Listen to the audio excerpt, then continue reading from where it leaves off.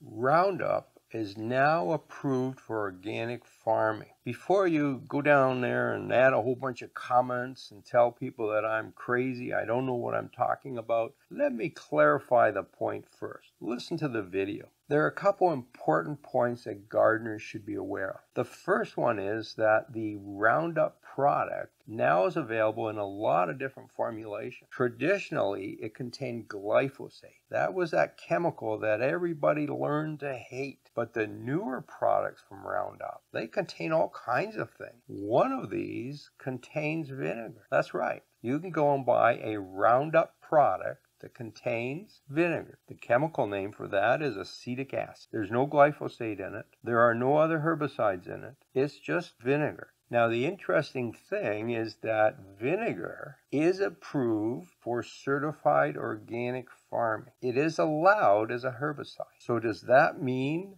that the Roundup that contains acetic acid is also approved? Well, that gets a little complicated, and there's a gray area here. So the rules for certified organic farming say that if the acetic acid is made from petrochemicals, it can't be used. If the acetic acid is made from fermentation process, it can be used. So what's the difference between these two processes? Well, nothing really. They both happen in large factories. They're both manufacturing chemicals. The refining process to make the final acetic acid is the same in both cases. Chemically, both processes produce the identical same chemical. There's no difference. And yet, in certified organic farming, one is allowed and the other is not.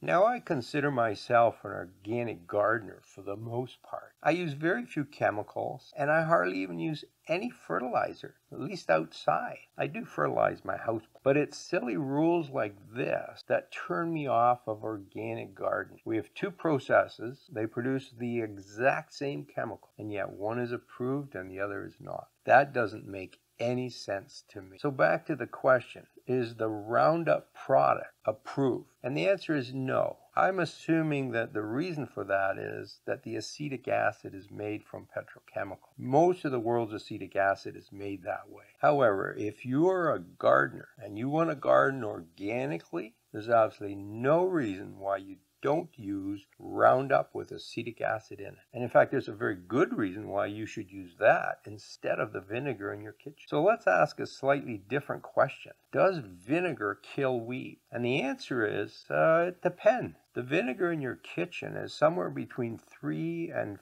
5% acetic acid. That product is almost useless for weeds. It will kill very small seedlings that are only 2 weeks old. It will also blacken the leaves of most other plants. The leaves turn black because vinegar is a contact herbicide. It's what we call browning down. The leaves go black, but it has zero effect on the roots and the crown of the plant. And they just regrow. Household vinegar is useless for controlling weeds. Now, when you get a higher concentration of acetic acid, and we're talking now about 20%, you can get that in several commercial products, including the Roundup product. When you use 20% acetic acid, it actually does work on some weeds. It kills some annual weeds, and it harms some perennial weeds enough to kill them as well, but only some of them. Most weeds will simply regrow, but at least the 20% acetic acid has some effect, whereas the vinegar in your house has zero effect, and chemically, they're identical. The acetic acid in both products are the same. So if you want to control weeds, you want to use a 20% acetic acid,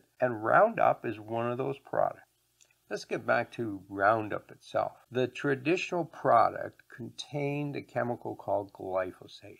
Glyphosate is extremely effective at killing weeds. Now, how does the toxicity of glyphosate compare to vinegar? I'm sure many of you are sitting there thinking, oh, vinegar is much safer. Well, you're wrong. It turns out that vinegar is almost twice as toxic as glyphosate. Now, you can look up the LD50 values online. That measures toxicity. The LD50 value for glyphosate on rats is about 5,600. That's the amount of material that's needed to kill half of the rats you're testing. The LD50 for vinegar is 3,300. It takes less vinegar to kill the rats than glyphosate. So vinegar is more toxic. Now the reality is that both of these chemicals are extremely safe. Some of you are sitting there thinking, oh yes, but glyphosate causes cancer. And I know you've heard that. Well, that's a complete myth. You probably heard of court cases that found Monsanto guilty of causing cancer with glyphosate. That's true, but the juries in those cases just didn't understand the science. And several of those court cases have now been overturned. There are more than 20 organizations around the world. Organizations like the EPA in the US, regulation bodies in the EC in Europe and Canada,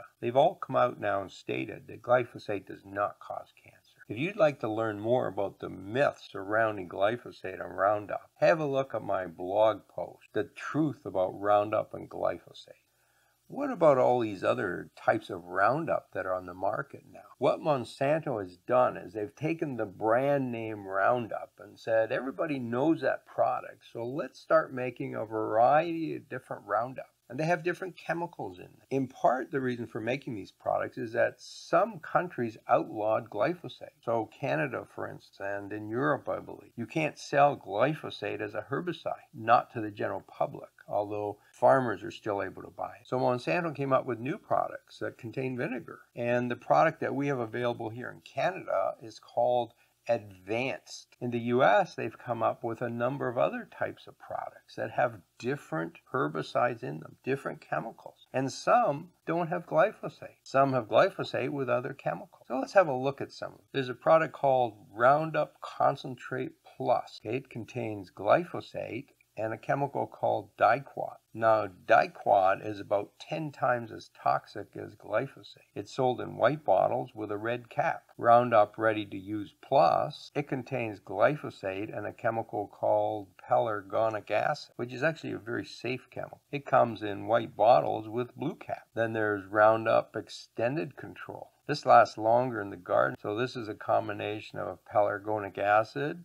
imazapec, and diquat, and it comes in gray bottles. I've already mentioned Roundup Advanced, that's with a D at the end, and it contains acetic acid. It comes in white bottles with a gray cap. And then I also found a product called Roundup Advance with no D at the end. This contains glyphosate, and it comes in green bottles with a yellow cap. So what does all this mean? Well, there's two take-home messages here that gardeners have to understand. The first one is that there's no point discussing Roundup on the internet anymore. People who make comments about Roundup, something like, oh, Roundup does this, or I don't use Roundup because, they don't make any sense anymore because every Roundup is different. Unless you specify which one you're talking about and what is the active ingredient, those conversations are kind of meaningless. The second point is really the most important point, and that is that you have to read the labels when you buy Roundup. You can't go by the name. You'll actually see two different kinds of Roundups in the store, one next to each other. You have to pick the right one. It's really important that you read the label, and I know most people don't. If you don't do that, you may end up with the wrong product and won't solve your problem. I hope that's been helpful. If you'd like to learn more about garden myths, have a look at this video right here. And if you want to know what I do for pests and diseases, remember I'm an organic gardener,